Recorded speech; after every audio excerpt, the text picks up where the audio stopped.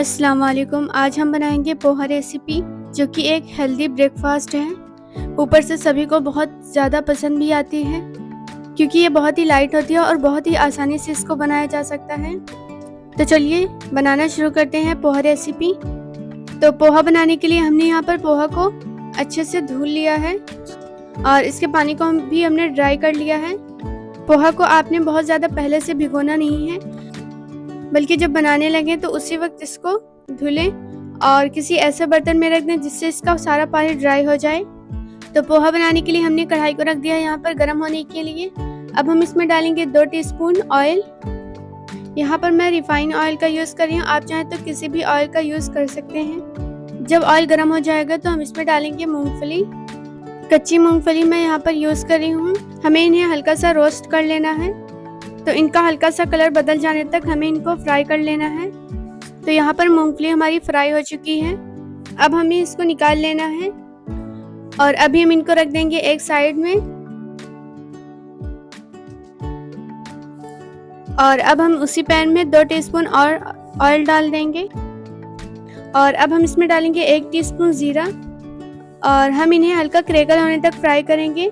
उसके बाद हम इसमें डालेंगे 1 टीस्पून राई, इनको भी हम हल्का सा फ्राई कर लेंगे।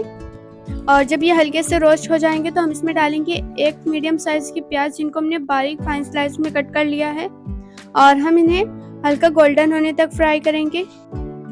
और जब प्याज हल्की सी लूज़ हो जाएगी तो हम इसमें डालेंगे 4 से 5 बारीक कटी हुई हरी मिर्च और इनको भी हम इसी के साथ रोस्ट कर लेंगे। तो यहाँ पर प्याज हल्की गोल्डन हो चुकी है। अब हम इसमें डालेंगे 1 टीस्पून हल्दी पाउडर और इनको भी हम हल्का सा रोस्ट कर लेंगे।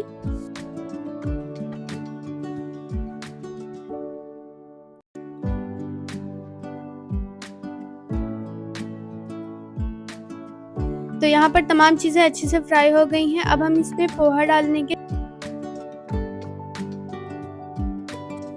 और हम इन्हें इसमें अच्छे से मिला लेंगे।